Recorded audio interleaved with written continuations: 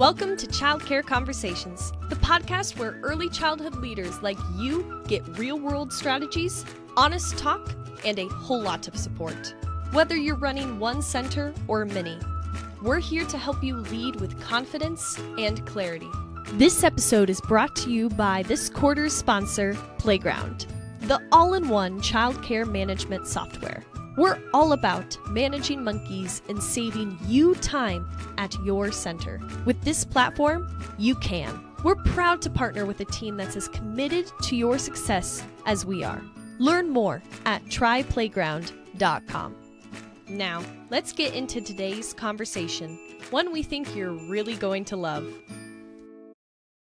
Welcome back, guys.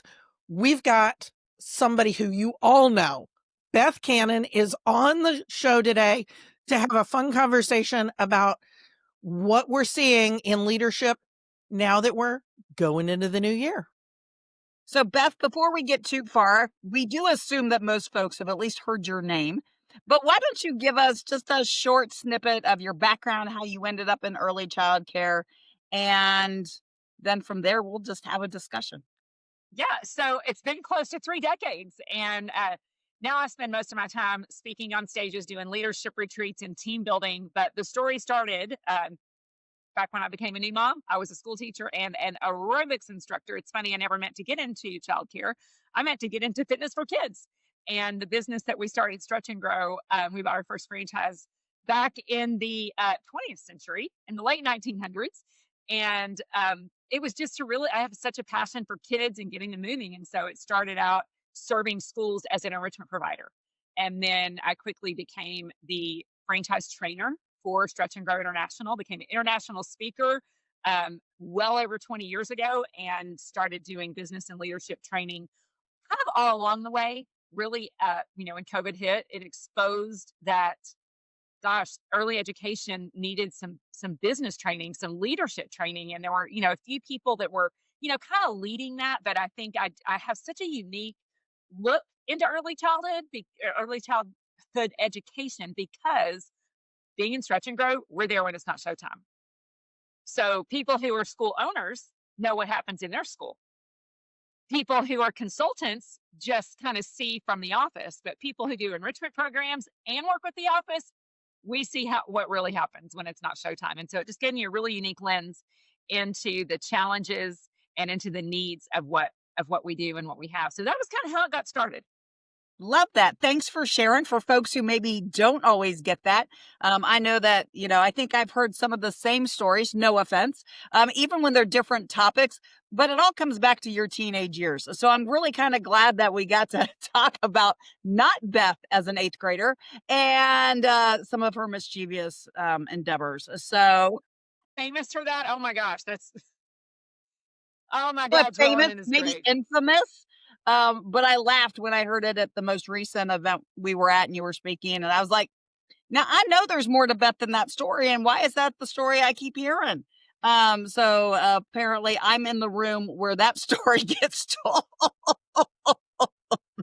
But so Beth, we both know, and so does Carrie, we all know that it takes a different type of person to go from being a teacher to being a leader in a school program. And unfortunately, a lot of these awesome educators do such a great job as a teacher that they get promoted. And so now they're promoted with absolutely no training. What might be something that you might tell a brand new director who's listening? It could even be a director who's been a director for a really long time. That is a place for them to start when they're reflecting on, the infamous, they don't listen to me, or my staff have changed. What might be a place you might encourage folks to start? Well, wherever you are, I want to tell you that the broken record of conversations that I hear, it's the same story, whether you've led for 5 minutes or 50 years. Nobody wants to work anymore. Nobody listens. Why is everyone so emotionally fragile? And what do I do with these people? And so I really don't think it has anything to do with the years of experience that they've had, because I see the same challenges happening. 90% of early childhood leaders were at one time teachers, and they were high performers. They were A-team players, and they got tapped on the shoulder and said, you're awesome. move to the next level. And then they show up and now they're in charge of the estrogen class, which is because the majority of, of staff in a childcare center in a preschool are women, right? And so that comes with the challenges and women who deeply feel everything. And so, you know, when people used to say, "Oh my gosh, my team," I would nod and say, "I agree. Let's work on fixing your team." However, I think the strategy going into the new year is to first not so much focus on your team, but focus on yourself. Because a lot of times I find it's not the people, it's the processes. It's not that your team doesn't know what to do or they don't take any initiative. It's that the leaders never taught them how to do. They've never given instruction that evolves around this is who is doing what by when. And so they're not great delegators because they think that common sense is common, and you should know this. And it's not. We've got people who've never learned how to sweep because they had an electronic Roomba, and so they never needed to sweep. So how do we set that up? How do we make sure that the teachers have the basic skills that they need to have? Well, it's systems and it's processes is what it all goes back to. You walk in assuming nothing and you start, you start from scratch. But I think that, more than just the simple tasks of the how to sweep the floor, when you're talking about leadership, it's really leaning in and listening and understanding. So when you know that sweeping the floor is on the docket for the day and you come in and you see that said floor has not been swept, well, what is the problem? Did they not want to sweep the floor? They knew they were supposed to sweep it and they didn't want to sweep the floor. They got busy and they forgot to sweep the floor, or they swept the floor and you can't tell they swept the floor because they didn't know how to sweep the floor. So, it goes back to, yes, these are symptoms. The dirty floor is a symptom of a root cause of something. And I think the wisest leaders go back to not just the symptom and let's fix the symptom, let's treat the root cause. And most of the time, the root cause is in something that there's a gap in leadership. And I don't think a lot of people want to hear that. I agree with you. I think what's really interesting is, as female leaders, as women who have talked on leadership for decades, one of the things that's really interesting in our industry is the number of men that our industry goes to and brings on as conference keynotes in leadership. But men and women lead differently. We are different. We also get to that leadership role differently. Kind of like you just said before, right? Like a lot of our leaders in this industry were teachers. The other thing to think about is that a lot of the women in our industry were moms. And if we actually think about everything we've ever been taught, probably as a teacher, probably even as a parent, which is set that good example. I think a lot of that is really the basic of that whole your mindset, who you are, doing that internal reflection, starting your day with clarity. I don't care what name you give it. Basically, the buck stops with you and it starts with you. Well, and you mentioned parenting, and you started off with a story about my rebellious teenage years, but let me loop around what that has to do with what we're dealing with now. I am a Gen X mom, and I have raised 2 Gen Z children. The people who we are hiring, the majority of them are Gen Z. We're seeing, when COVID hit, Gen Z came onto the scene right about that time.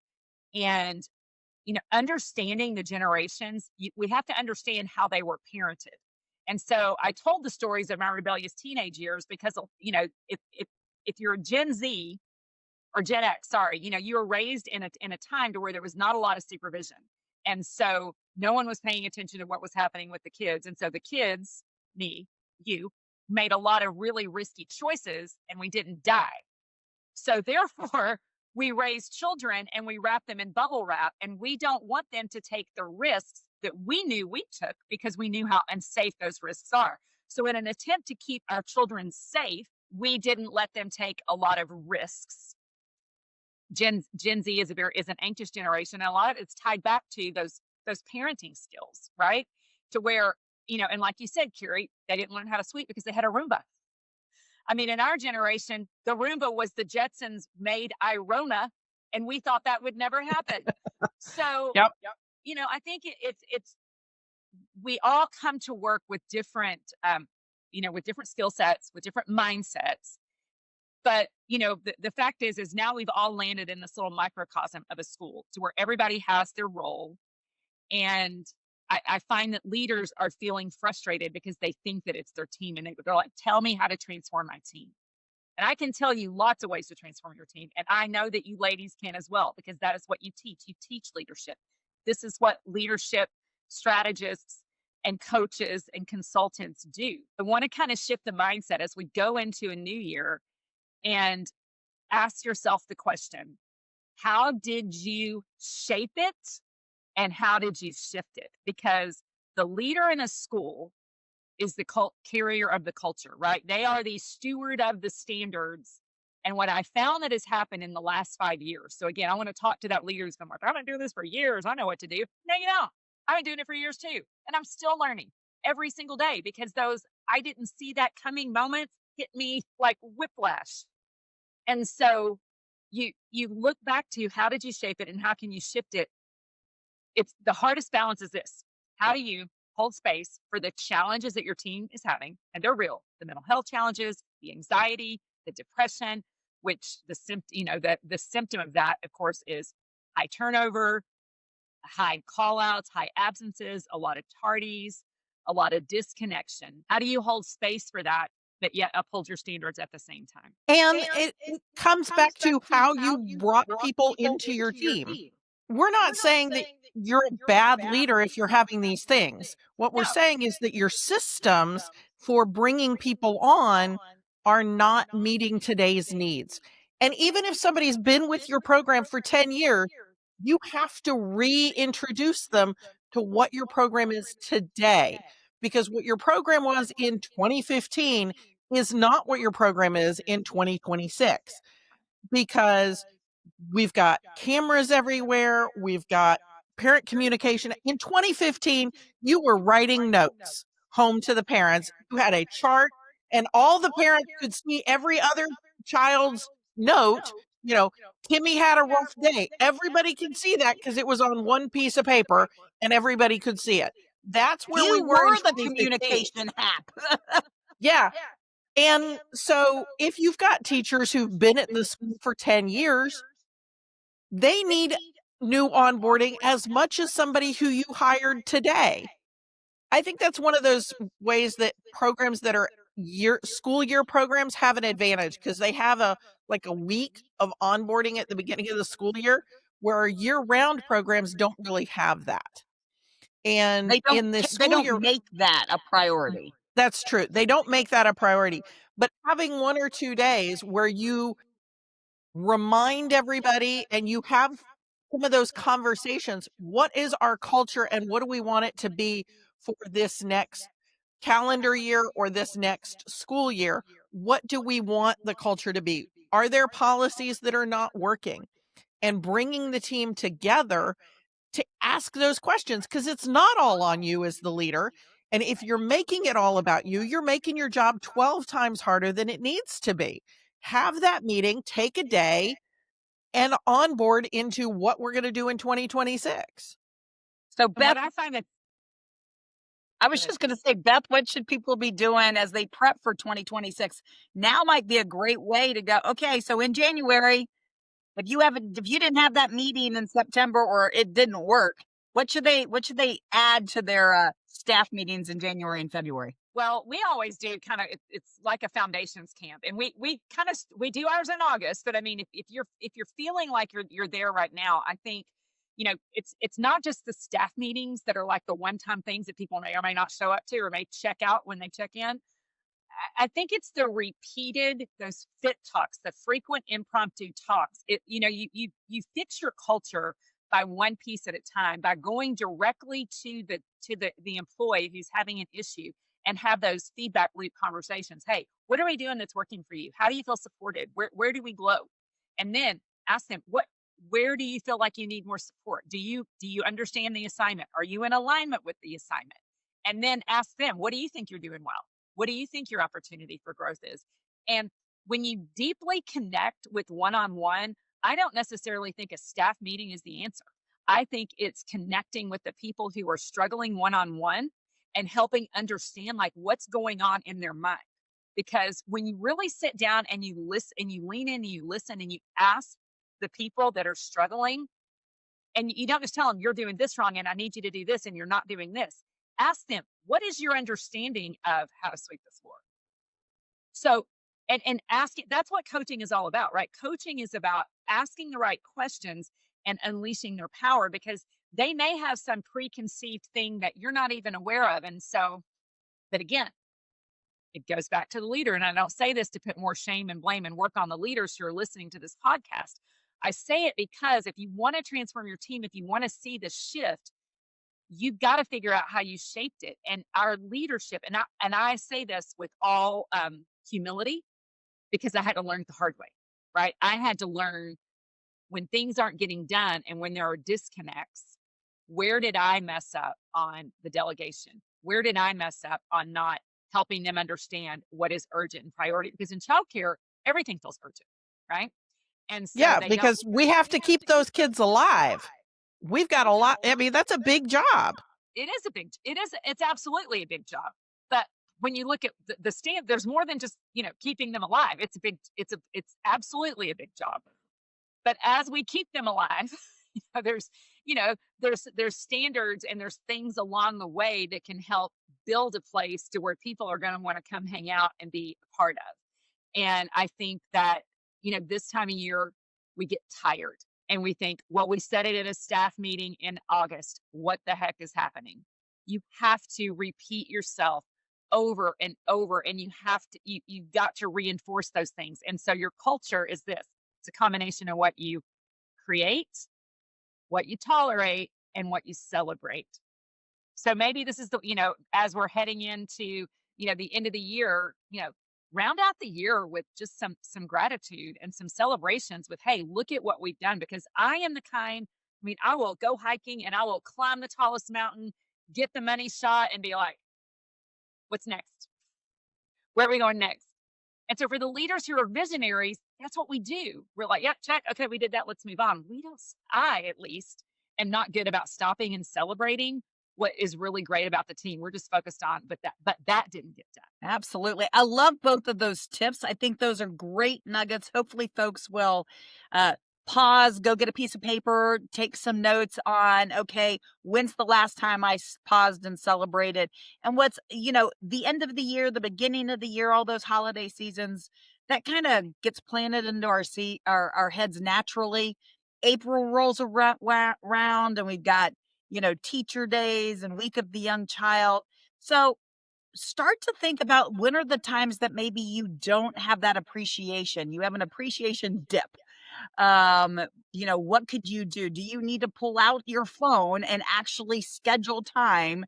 I am one of those people that if I don't write it down, it doesn't happen. And so, with electronic phones and electronic calendars, over the course of the last couple of years, I've created fewer and fewer lists. And actually, when something pops into my head, I go give it a time on my calendar to get it done. And because otherwise it doesn't happen. It just stays on the list. Not just appreciation dips, connection dips. And we have to have a deep connection with those, approximately 5 people who are your direct reports. But you also need to have connection with the other members of your team. And so are you scheduling time to go in and form that connection so that new teacher that was hired 3 months ago has some connection with you? They know something about you. They know that you're a comic book nerd. They know that you're a hiker. They know that you're a quilter. Whatever the thing is, they have some physical, like something they can anchor to their connection with you.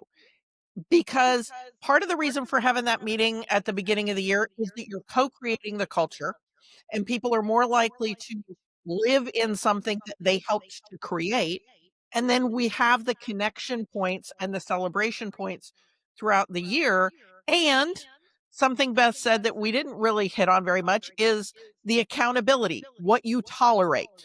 And when Could you're be its having own those podcast accountability episode, Carrie. conversations, if you're having that accountability conversation and you go, hey, do you remember what you said back in September about how da da da da da?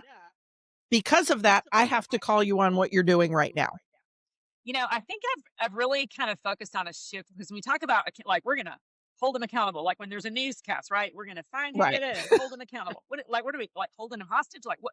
You know, I think it goes back to helping, and again, this goes back to processes and not people. Helping people understand what are their responsibilities, like what are their routines that they do every week, what are the projects that they have that happen like in enrollment or sprinkling or whatever. We've got routines and projects, but these are your responsibilities. Help them understand what results they're accountable for, and then help them teach ownership. And so I think when we delegate, if you delegate, right, you just say, hey, I need you to do XYZ. But if you say, hey, we need to have a conversation, I'm now transferring this responsibility to you. So like payroll's yours. I'm not going to remind you to do payroll. I'm going to show you how to do payroll. We're going to set up an SOP and a playbook for payroll, when it's due, how to do it. But this is now your job, and I'm transferring this responsibility to you. And so I use that payroll as an example because when people hear that, they're like, oh, wait a minute. Because who would show up if they didn't get paid? Not many people. Nobody. Yep. Nobody's showing up. But help them understand, like, this is something that I'm transferring to you. So I'm not going to ask you to do it again. I'm not going to remind you when it's due.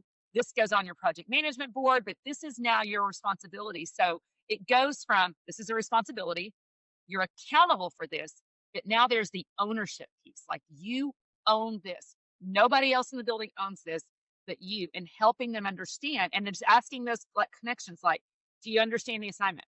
Like, do you get that I'm not going to send a reminder to you for you to do this? And so just repeatedly having those conversations, I think, helps to elevate the level of accountability that people have in their school. But again, that has to start with the leader being very intentional, because like, I'm a visionary, right? Like, I'm a big picture thinker. And so sometimes I find it's hard for me because I'm like, I told you to do it in August. And then I think I told someone to do it. And then well, I told you to do it. Shouldn't you do it? You can't delegate like that anymore. Right. I wish that were the case. That's not the case. You have to have your systems and your processes in place. So although as a leader, I can say, you own it. Now I need to say, what system of accountability do you have for yourself? And then of course I track it in KPIs. Like, they've got a dashboard that shows them where they have to be accountable for their own results. And then I, as a leader, can just do a quick glance at that dashboard and see, okay, yes, it got done. Absolutely. Okay. So we know that, you're probably going to be on stage a few times this year, and you've got one coming up in January. And it also happens to be about the same time something else is happening. So tell us what else is coming in January and what folks should be looking for, and how do we help with that? They should be looking for my new book, Transform Your Team. And I want to thank you, ladies. You guys have been amazing throughout the whole publishing process, and the support that you've given has just been awesome. So I have finally put my first book into the world. It's called Transform Your Team: How to Fix What's Broken and Build What Matters. And the book launch is January 16th. It will be available. And then I think on January 23rd, I'll be the keynote at SECA, the Southern Early Childhood Association. I think about what SECA meant for a second. We're going to all be at SECA together, and that will be like the first official book signing. And I am so humbled and honored that this decades of experiences and learning and really, really, really hard things. I wish that we could learn from our successes. But a lot of that, it's a lot of confessions on what I did wrong, and how I learned to fix it, and how I've been able to help other leaders through some of the systems and processes that I teach in the book. So how can people find you, Beth? We know that the book link won't be up yet, so you can definitely look for the book link come the middle of January. But in the meantime, where can they find you and maybe get on a newsletter or get on a list? Yeah, it's BethCannonSpeaks.com. If you go there, you'll be able to find a wait list to be able to get on the wait list for the book. But it's Beth Cannon Speaks on Facebook, LinkedIn, and Instagram. Absolutely. Well, wonderful. Well, we're so excited. We can't wait to have Beth. Beth will actually be at the Director Bookshelf booth at Sika doing that book signing in January. And if you come to any national conferences in 2026, chances are we will have Beth's book at the Director Bookshelf, which is one of the projects of Childcare Conversations, because we don't have enough going on. All right, Carrie, what do we need to tell everybody? Well, we need to tell people to mark their calendar for January 16th. And we need to tell them that if you're not following the show or subscribed, please do that on your podcast player of choice and share the show with someone else who needs to know. You know somebody else who wants to get Beth's book in the first week. You don't want to be one of those people who shows up at a conference and is like, wait, Beth did a what? No. You want to have your book in hand so that Beth can sign it when you see her at that conference. So share the show and get your copy of the book. Thank you all so much for having me. And it's been an awesome journey with you. I'm so thankful. Thanks for tuning in. We love bringing you real talk and fresh insight from the world of early childhood education. Be sure to follow us on social media to stay connected and catch all of the latest episodes. And if you're planning a conference, training, or special event, Kate and Carrie would love to speak to your audience. You can learn more about their keynote sessions and workshops at kateandcarrie.com. If you learned something today, share the show and leave us a review below. We'll see you next time on Childcare Conversations.